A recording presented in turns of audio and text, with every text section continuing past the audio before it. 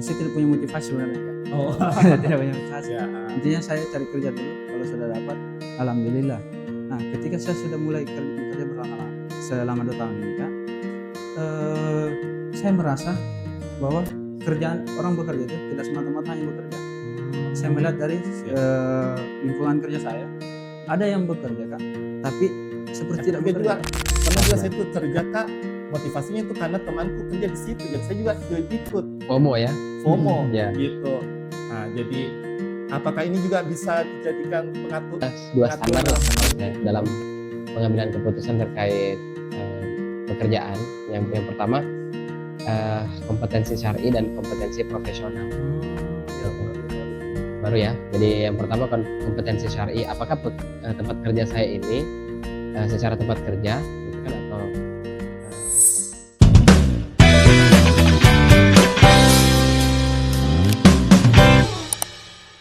jadi kan kita semua ini alhamdulillah ya sudah bekerja ya. Kak Dika bekerja, Kak Rizky bekerja, saya juga bekerja, karena memang salah satu tanda laki-laki sejati, mereka mampu bekerja untuk mencari nafkah, tentunya untuk menafkahi diri mereka sendiri. Cuman memang ada hal yang menarik. Kadang-kadang kerja itu dianggap aktivitas duniawi. Betul. Kadang-kadang bekerja itu ada juga yang memahami bahwa dia juga bukan sekedar aktivitas duniawi, tapi bekerja itu juga sebenarnya adalah ibadah. Nah, kira-kira yang mana nih yang benar dari dua hal tersebut? Mungkin Kak Andika punya perspektif, Kak Rizky juga, dan kita bisa diskusi bareng di kurang lebih 30 menit ke depan. Silakan Kak Andika dulu. Ya, sebelumnya saya terima kasih banyak sudah diundang di Khoir Project pada hari ini. Jadi terkait dengan pertanyaan yang tadi disampaikan oleh Kak Ari, pernah ada yang menanyakan terkait hal itu ke saya kan, terkait apakah Kak saya ini orientasinya dunia terus Kak. Saya ketika berdoa kepada Allah, mintanya itu supaya saya itu dapat beasiswa, supaya kerjanya saya itu bagus, supaya gaji yang saya dapatkan itu bagus gitu. Nah, tidak ada kemudian orientasi bahwa kehidupan yang dia akan kerjakan itu sementara gitu, bahwa akan ada nanti kehidupan setelah ini. Tidak ada orientasi seperti itu. Jadi saya jawab saja kalau misalnya tidak apa-apa, karena doa kepada Allah Subhanahu wa Ta'ala itu sama seperti ketika kemudian kita sholat, sama seperti kemudian kita berpuasa, sama seperti kita kemudian mengaji, itu kan semua bagian-bagian daripada ibadah yang kemudian ketika kemudian kita dikabulkan atas doa tersebut, kita say alhamdulillah. Tapi ketika kemudian Allah Subhanahu wa Ta'ala nauzubillah tidak mewujudkan apa yang kemudian kita inginkan, nah itu kemudian kita bisa say innalillahi wa inna ilaihi raji'un, dan kemudian kita bersabar. Nah itu yang saya jawabkan kepada yang bertanya saya waktu itu. Kalau mungkin Rizky terkait itu, karena ini Rizky ini baru pulang dari tempat kerja nih, tidak capek nih? Capek sih ya, cuman kalau untuk berbagi ilmu. Masya Allah, semoga menjadi ladang pahala untuk Rizky. Amin. Amin. Berapa menit perjalanan dari tempat kerja ke sini? Sekitaran 20 menit Kak. Lumayan lah ya. Kalau macet beda lagi ya. Beda lagi Kak. Beda lagi.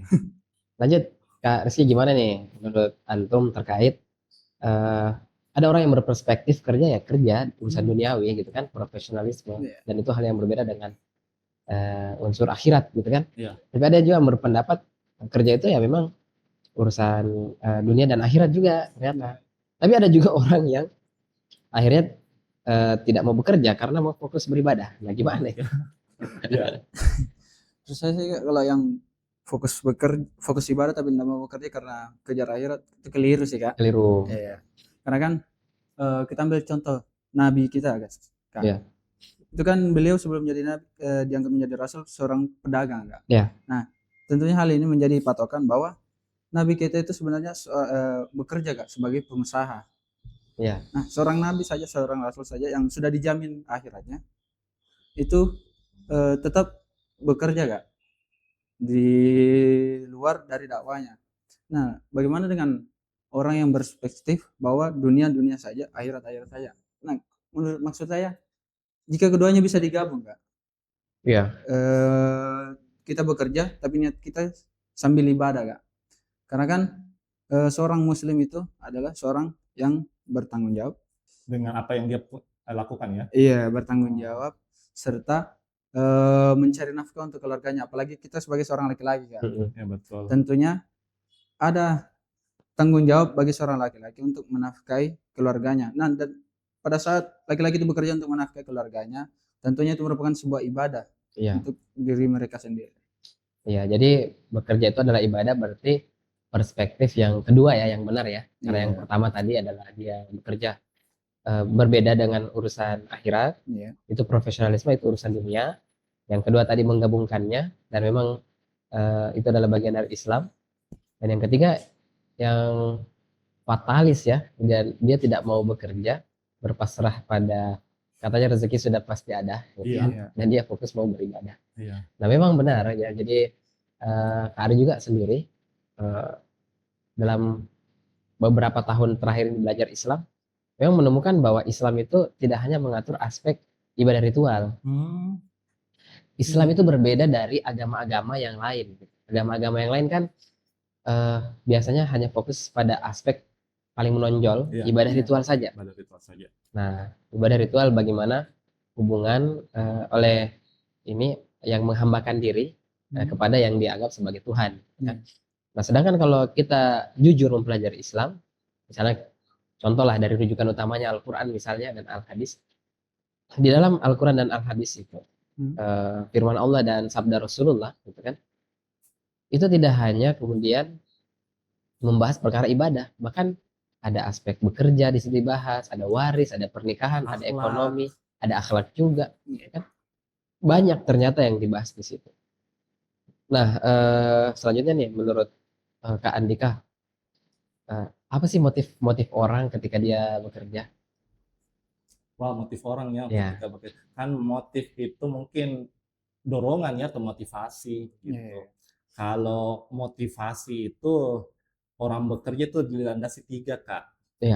Pertama itu yang perlu kemudian kita perhatikan, teman-teman juga yang simak di rumah gitu, bahwa motivasi yang pertama itu adalah motivasi materi gitu. Orang bekerja dapat uang, itu materi gitu. Lalu yang kedua ada aspek non materi.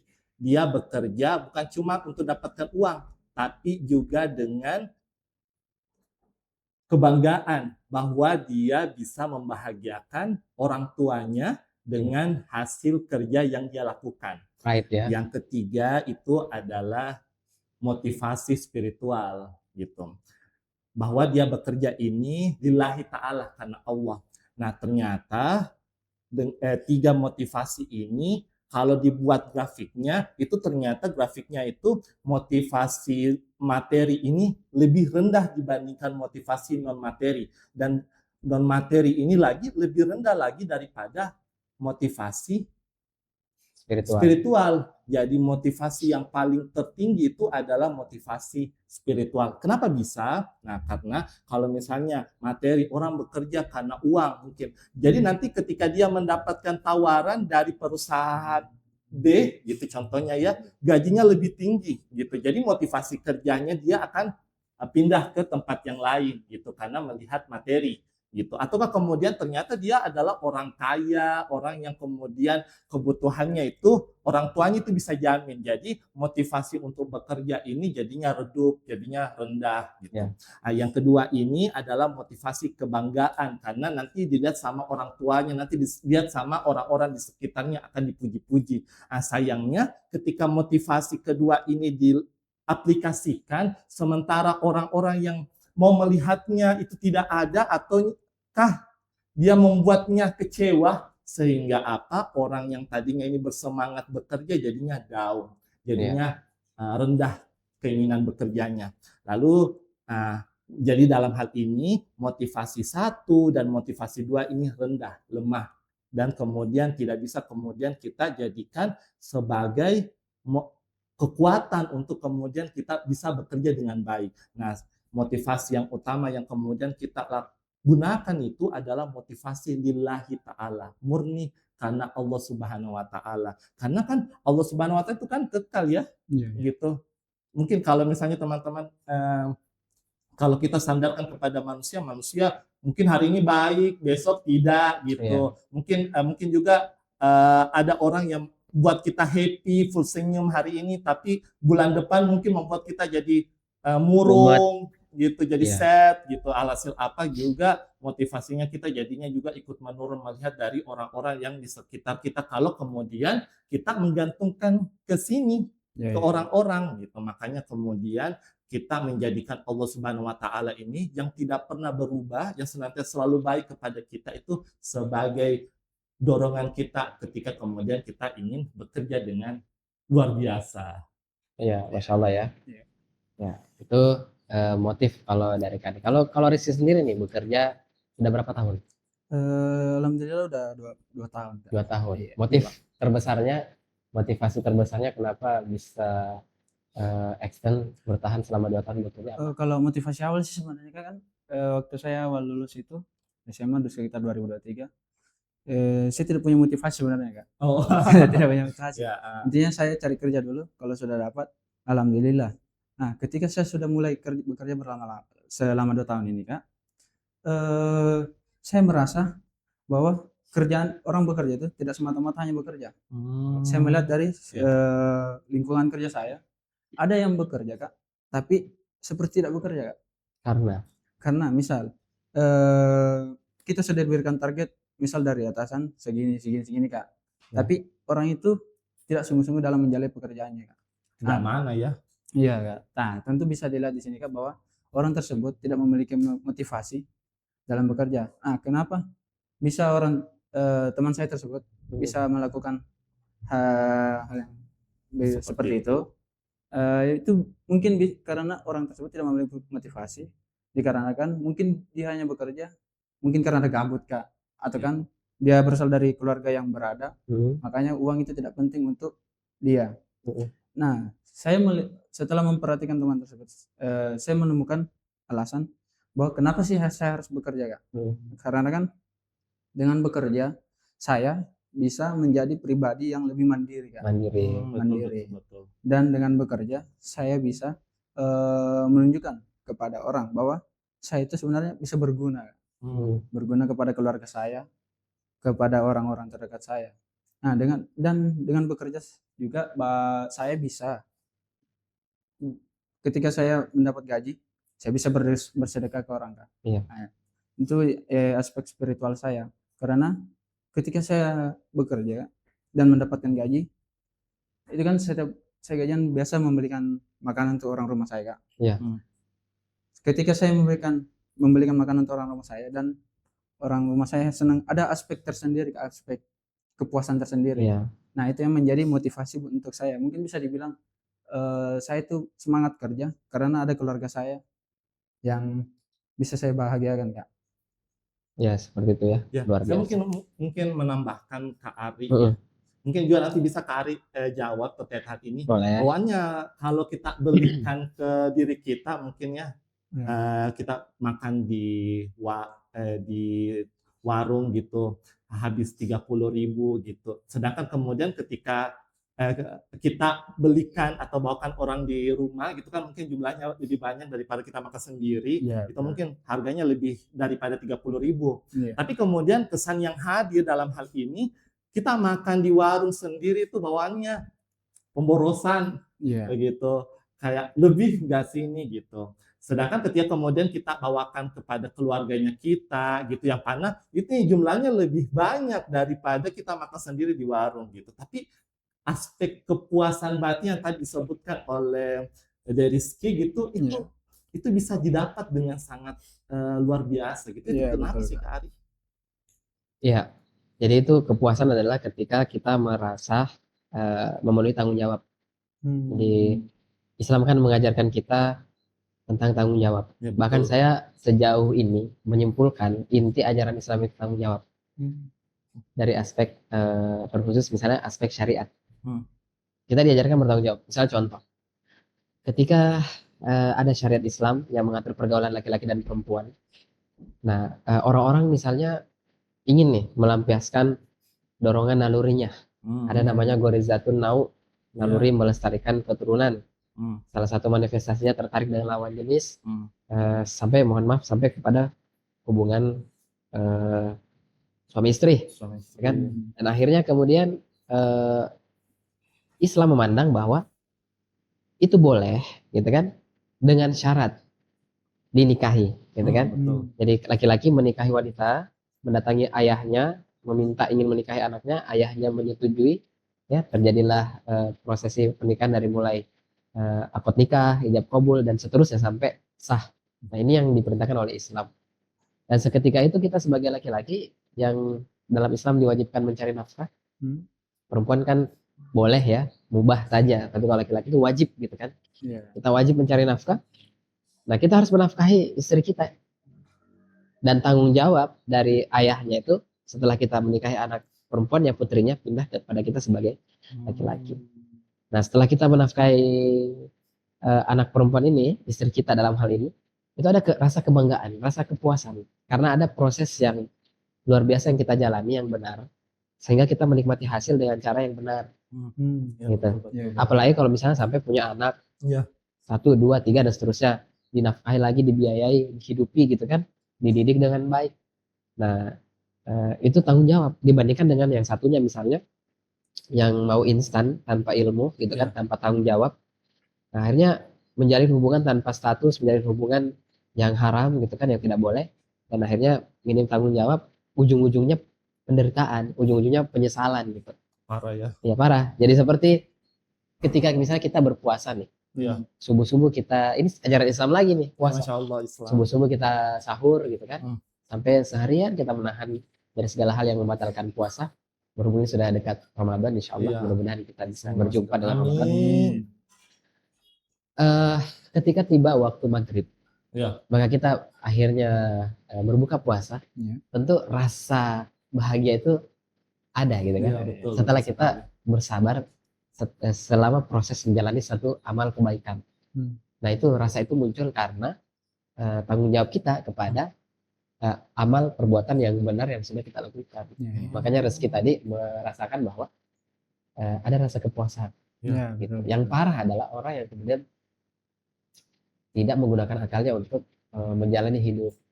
Dalam hal ini tidak belajar Islam, gitu kan, tidak mencari kebenaran dan akhirnya atau salah dalam belajar menginterpretasikan sendiri Islam menurut dia, yang akhirnya dia memandang bahwa yang tadi yang ketiga ya, perspektif ketiga, dia memandang bahwa rezeki sudah diatur oleh Tuhan.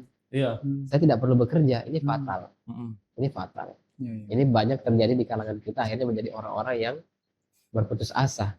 Bahkan Al-Quran mengatakan bahwa tiada orang yang berputus asa kecuali orang-orang yang kafir.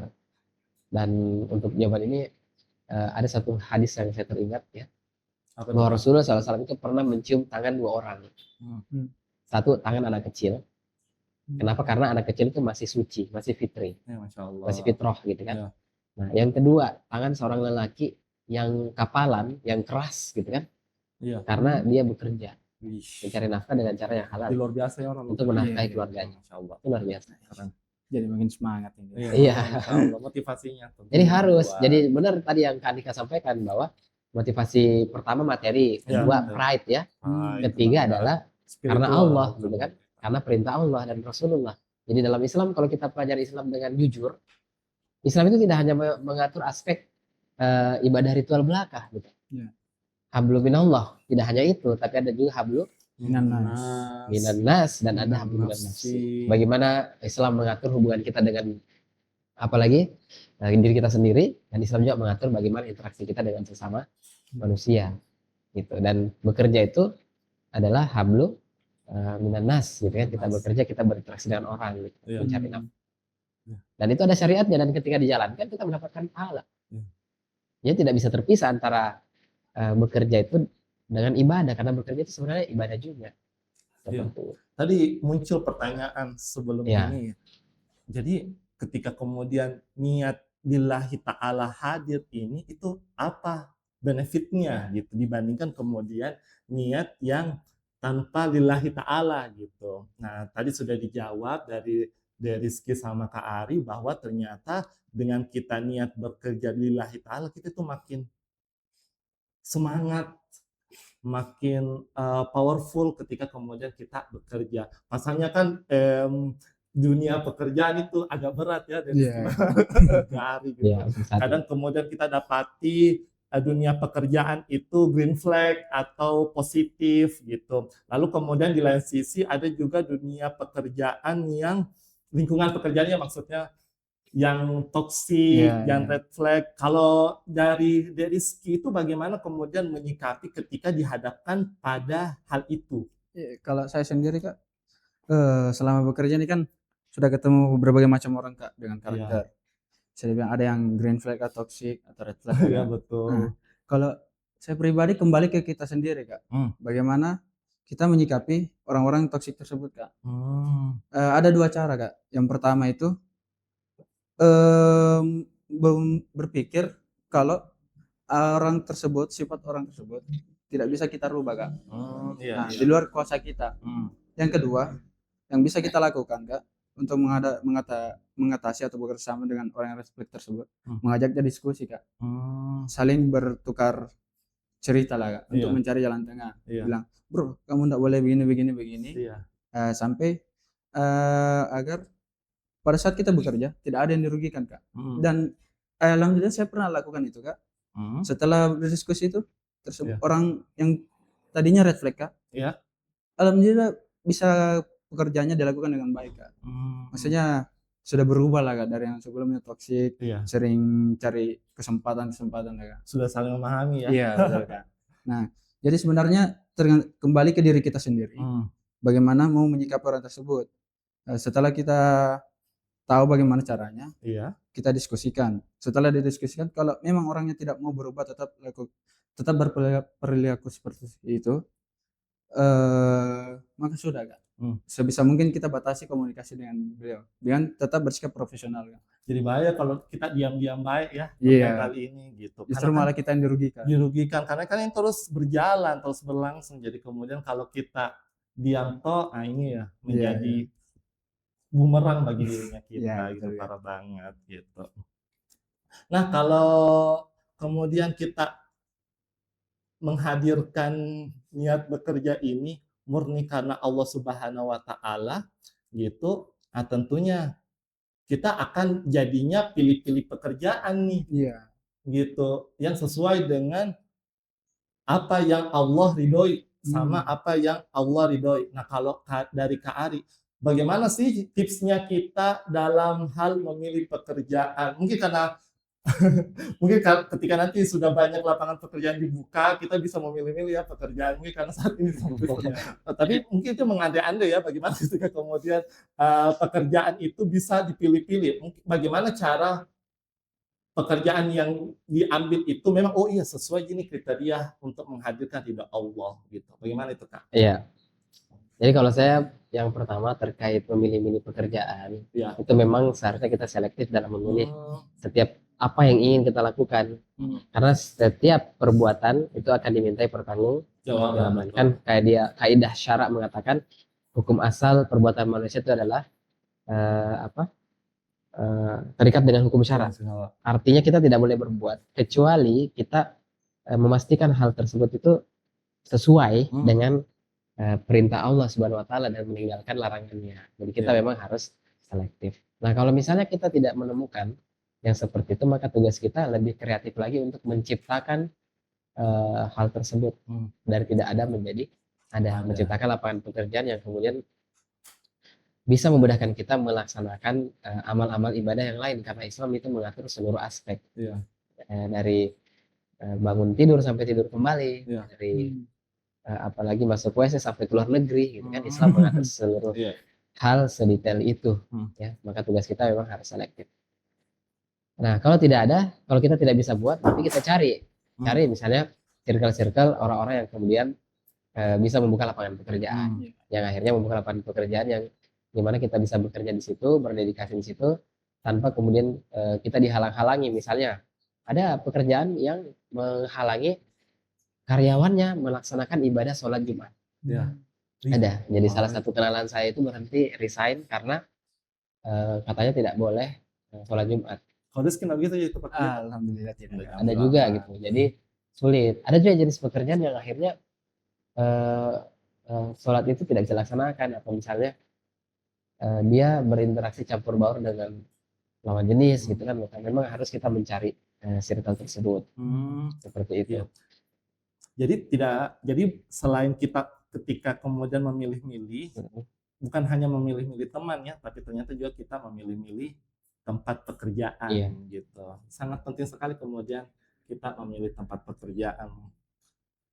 Kalau dari Rizky gitu, kalau misalnya bekerja di tempat saat ini itu kira-kira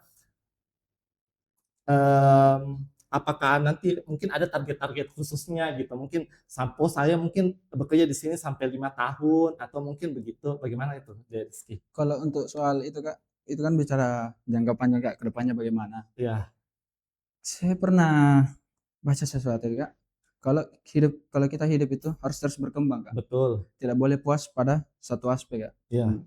Ketika kita sudah menguasai sesuatu Kak, sudah bisa ahli di bidangnya Kak. Iya. Tentunya kita harus upgrade diri Kak, dengan cara keluar dari zona nyaman, mencari hal-hal baru.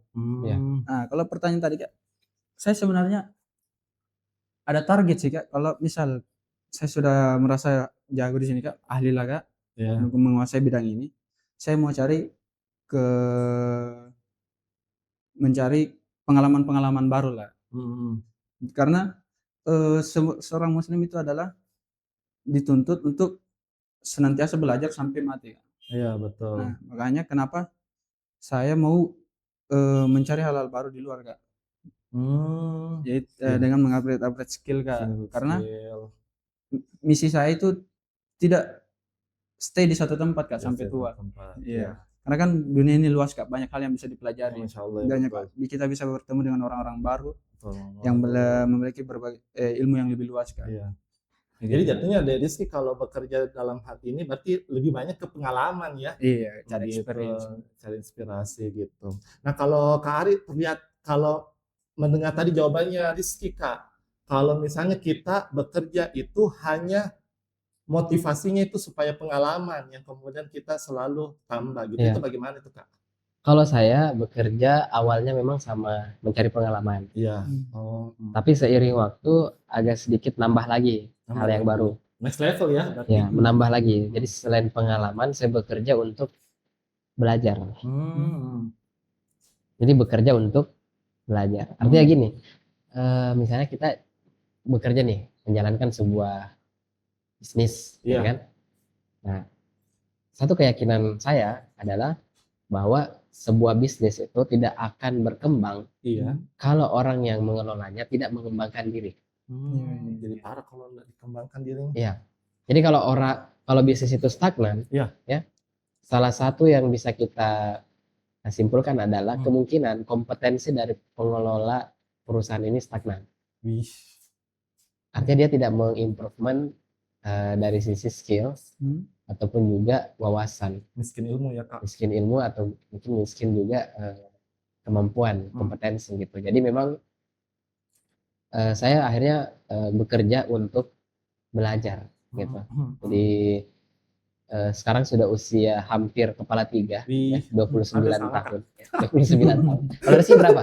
Baru 20. 20. Iya memang, jadi ketika kita di usia fresh graduate atau misalnya lulus pendidikan gitu kan, biasanya memang kalau di interview sama HR, ya, kita jawabnya tujuan saya bekerja adalah untuk mendapatkan pengalaman, gitu kan. Ya, di samping memang materi. Saya juga dulu menjawabnya begitu. Betul. Tapi seiring waktu saya mengatakan saya bekerja untuk mendapatkan ilmu. Artinya ketika saya menjalankan sebuah bisnis, saya harus punya kesempatan atau waktu, ya, selain dapat materi, dapat income, gitu kan. Saya harus ada waktu untuk bisa baca buku, ada waktu untuk bisa berdiskusi, ada waktu untuk bisa misalnya ikut seminar, ada waktu misalnya untuk ikut pelatihan atau nonton podcast terkait pengembangan diri, bisnis dan seterusnya. Baca buku sih terkhusus, misalnya kalau saya banyak baca selain buku-buku referensi syar'i agar kita senantiasa dalam koridor Islam, saya juga baca buku-buku literatur Barat. Misalnya saya biasanya baca buku, kalau bukan international mega bestseller terkait bisnis, saya baca New York Times bestseller terkait bisnis juga. Jadi misalnya buku siapa? Robert Kiyosaki saya baca. Mungkin kita tidak senang sama Donald Trump, tapi saya baca bukunya. Ya. Atau misalnya Stephen Covey, Seven Habits of Highly Effective People, kita baca. Kemudian yang saat ini lagi dibaca adalah sudah kurang lebih pertengahan, buku yang membahas tentang bagaimana Warren Buffett bekerja, berbisnis, seperti itu. Nah, memang ada bagian-bagian yang tidak bisa kita ambil kayak spekulasi saham gitu kan. Itu kan kita tidak bisa ambil, itu tidak syar'i. Tapi dalam aspek profesionalisme, laporan keuangan gitu kan, manajemen bisnis, leadership, ya, ekspansi, itu kan kita bisa pelajari di situ. Ada detail-detail yang menjadi pengalaman mereka mengelola perusahaan secara profesional, kita bisa belajar. Dan dari situ ketika kita belajar, maka kita mendapatkan informasi nih. Nah, ditambah fakta kita sedang menjalankan sebuah perusahaan, dikaitkanlah, gitu kan? Maka terjadilah proses asosiasi, kita berpikir. Ketika kita berpikir, bisa lahir inovasi. Oh, kayaknya saya harus gebrakan untuk tahun ini, bisnis saya misalnya lakukan ini, berdasarkan proses belajar, atau sharing sama orang lain, atau diskusi atau seminar, nonton podcast dan seterusnya. Syukur Kak Ari. Tapi ini yang mau saya tanyakan ini, mungkin masih ada waktu ya teman-teman. Jadi yang saya mau tanyakan Kak, kalau kita mau buat pengaturan nih, juga supaya sobat-sobat yang lagi nonton ini sambil makan gitu bisa mudah memahaminya. Kalau kita mau memilih pekerjaan tadi kan mau dikaitkan, memilih pekerjaan, tentu juga tujuannya ingin mau didapatkan ketika kita bekerja. Itu kan tadi ada yang pertama itu pengalaman atau ilmu, yang kedua itu ada materi, yang ketiga juga pernah juga saya tuh kerja Kak, motivasinya itu karena temanku kerja di situ, jadi saya juga ikut. FOMO ya? FOMO gitu. Nah, jadi apakah ini juga bisa dijadikan pengaturan dalam hal ini gitu. Nah, kalau begitu Kak bisa dibuat seperti itu Kak, misalnya nomor 1 itu apa, nomor 2 apa gitu, nomor 3 apa, yang lebih utama dari ini semua. Ya, ini ke siapa? Ke Rizky atau ke saya? Saya bisa di Rizky, bisa Kak Ari gitu. Ya kalau dari Rizky bagaimana? Yang mana kemudian kita paling taruh di nomor pertama gitu. Top tier, apakah ilmu atau pengalaman? Yang kedua ataukah materi? Yang ketiga lingkungan. Jadinya kan kita kalau kemudian kita dihadapkan pada lingkungan yang bagus, meskipun mungkin gajinya kurang, pengalamannya juga kurang gitu, tapi karena lingkungannya bagus kita jadinya taruh di tempat pertama gitu. Jadi nomor 2, nomor 3 itu. Nah, kalau dari Rizky, nomor berapa untuk mengisi itu, nomor berapa? Bagaimana caranya dari Rizky mengisinya gitu? Mungkin yang paling pertama sih Kak, karena saya kan masih muda juga Kak. Iya betul. Mungkin yang paling penting itu pengalaman dan ilmunya Kak. Pengalaman dan ilmunya. Iya. Karena kan saya kan masih butuh pengalaman-pengalaman yang lain Kak. Di usia saya sekarang.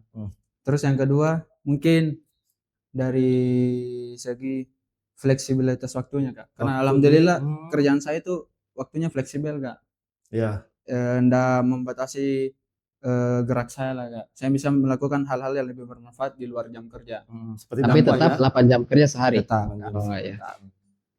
Terus yang ketiga mungkin dari segi, kalau menurut saya Kak, gaji itu penting Kak. Oh, gaji ya, ketiga. Jelas. Tapi gaji tadi urutannya berarti ketiga ya? Terakhir lah ya, ketiga.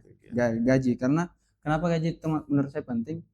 Biaya hidup kita tiap hari itu Kak makin bertambah lah Kak. Bukan biaya hidup dari pengeluaran kita, tapi kan sistem yang ada sekarang itu memaksa kita agar bahan-bahan yang kita beli itu harganya makin naik Kak. Ambil contoh kasus HP tahun depan itu, saya baca berita kemarin katanya harganya mau naik. Katanya. Atau dari segi sandang pangan Kak kan juga naik. Nah, jadi kenapa gaji itu menurut saya penting? Guna menunjang hidup kita Kak. Gitu. Nah, jadi kalau tadi yang berarti nomor 4 itu lingkungan itu paling terakhir. Karena lingkungan itu bisa dirubah ya Kak. Ya, gitu. Kalau Kak Ari, bagaimana caranya meletakkan ini Kak Ari? Iya.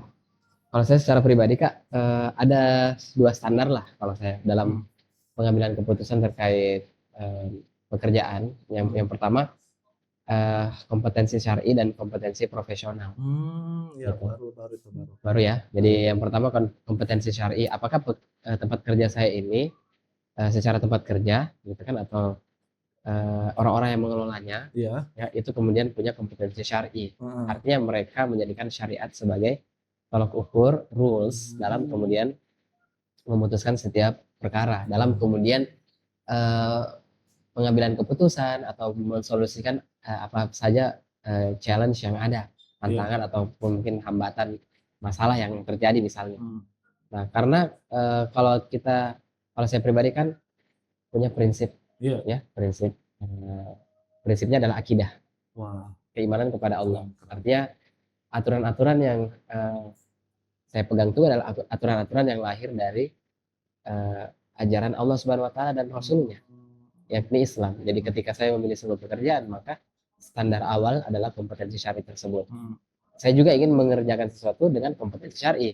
Artinya karena saya berusaha punya kompetensi syar'i, maka saya berharap tempat kerja saya punya kompetensi syar'i. Gitu kan? Itu pun juga begitu juga kalau dibawa ke negara misalnya. Apakah Ari mau bekerja sebagai wali pejabat pemerintah atau misalnya ASN atau misalnya struktural di pemerintahan atau majelis umat? Ya tergantung. Apakah pemerintahan ini mensepakati bahwa mereka menggunakan kompetensi syar'i, standar syariat, standar akidah gitu kan, dan syariat. Karena saya prinsipnya adalah akidah dan syariat juga. Kalau tidak ya saya tidak join. Masya Allah, keren. Nah, karena misalnya kan akhirnya misalnya pekerjaannya kayak tadi, sholat Jumat, ada beberapa tempat ya, sholat Jumat dilarang, atau misalnya campur baur, atau kita disuruh pakai pakaian busana non muslim ketika hari raya ibadah mereka gitu kan.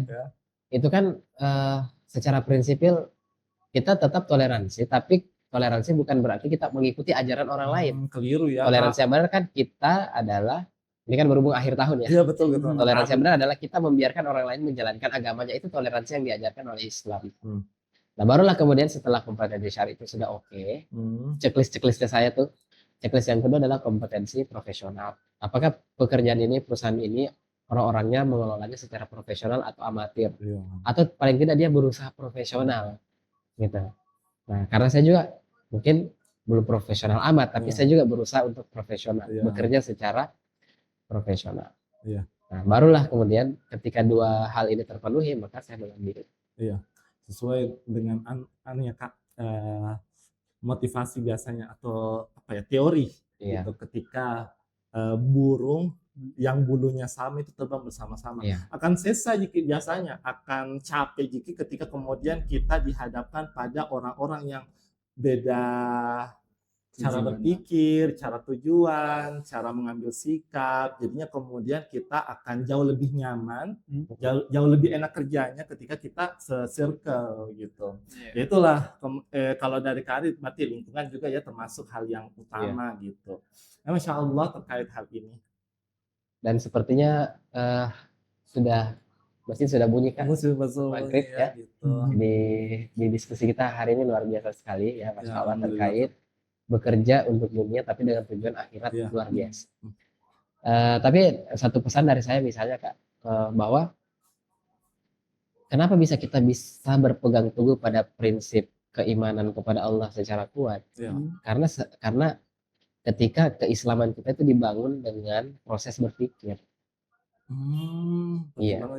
Artinya ini closing ya, closing statement sekalian. Atau sebelum ke situ, Resi ada menyampaikan sebagai closing statement? Aman? Cukup Kak. Cukup ya, Kak Andika? Saya aman ya? Oke. Jadi kenapa tadi Kak Ari bilang melalui proses berpikir? Karena kebanyakan orang hari ini Islamnya itu hanya identitas di kartu. Kartu tanda penduduk di KTP, hanya sekedar identitas sebagai Muslim. Agamamu apa? Islam. Tapi identitas tersebut tidak dipegang karena proses berpikir.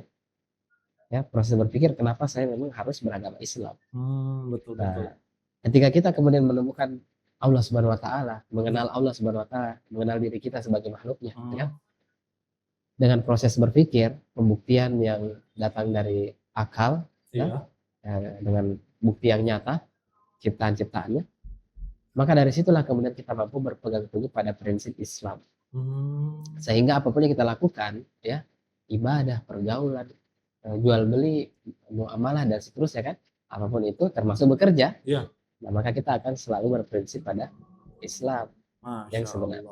Keren. Itu mungkin ya yang bisa kita discuss ya pada sore menjelang maghrib ini. Masya Allah luar biasa dari Kak Andika dan Kak Rizky.